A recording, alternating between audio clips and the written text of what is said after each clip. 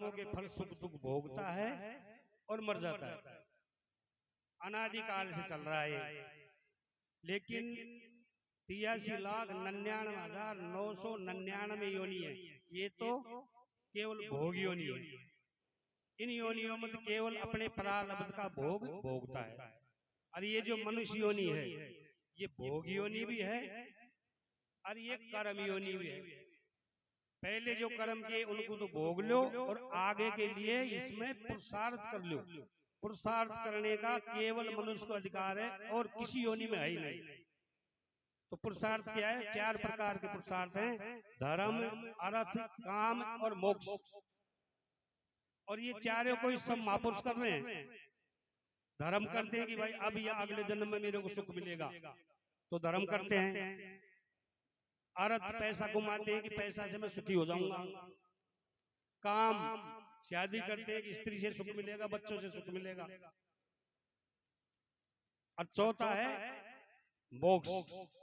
तो ये जो 3 पुरुषार्थ हैं, ये तो है संसार के, ये तो अनित्य है। इनको करो, जो भी जैसा फल होगा मिल जाएगा। लेकिन ये इस संसार तक ही सीमित है।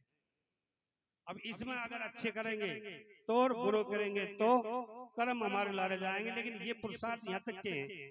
अब मनुष्य जीवन का जो उद्देश्य है, केवल एक उद्देश्य है, मोक्ष। तो मोक्ष क्या है? मोक्ष का स्वरूप है सब दुखों की आत्यांतक निवृत्ति और परमानंद की प्राप्ति। हम सवारी यही तो सबकी इच्छा है कि दुखों का तो नाश हो जाए और सुख की हमको प्राप्ति हो जाए। सबकी यही इच्छा है। और इसी को वेदांत में मोक्ष बोलते हैं, मोक्ष।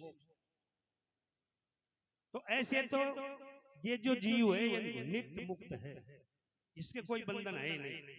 लेकिन अपने स्वरूप को भूल के ये और जीव भाव से ये सुखी दुखी हो रहा है। तो इससे गलती क्या हो गई? ये शरीर का और जो चेतन आत्मा है उनका तादात्म्य संबंध है। लेकिन उस संबंध से इस शरीर को ही मैं मान लिया कि मैं शरीर हूं।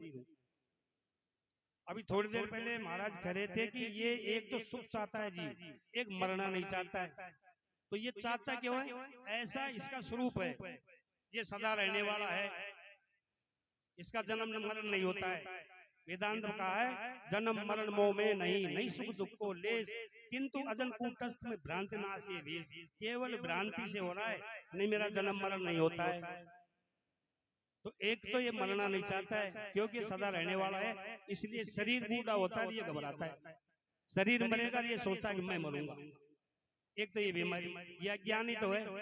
एक ये सुख चाहता है क्योंकि ये सुख स्वरूप है, परमात्मा का स्वरूप है सच्चित आनंद। वो सत्य है, सदा रहने वाला है। वो चित्त है, यानी सबको जानता है, स्वयं प्रकाश है। वो प्रकाश नहीं है, किसी की दूसरे की आवश्यकता नहीं है, वो सबको जानता है और वो आनंद स्वरूप है। ऐसा हमारा स्वरूप है। तो जीव का स्वरूप भी वही है, क्योंकि शास्त्र में कहते हैं कि ईश्वर अंश जीव अविनाशी। जितने भी जीव हैं ये ईश्वर के अंश हैं। अंश का मतलब ये नहीं है कि कोई टुकड़ा कर करके अंश दे दिया। एक ही परमात्मा तत्व सबके अंदर है। अब समस्या ये है कि हम सब भगवान को तो मानते हैं, अब भगवान है, लेकिन खाएं किसी को पता ही नहीं है। अब भगवान से तो ईर्ष्या करते हैं, गाड़ी काटते हैं, डोला तोड़ते हैं, भगवान का खट बीत देते, और मंदिर में या कहीं तीर्थ में जाके भगवान देखते हैं। आज तक किसी ने अगर आप में से देखा हो तो बताओ।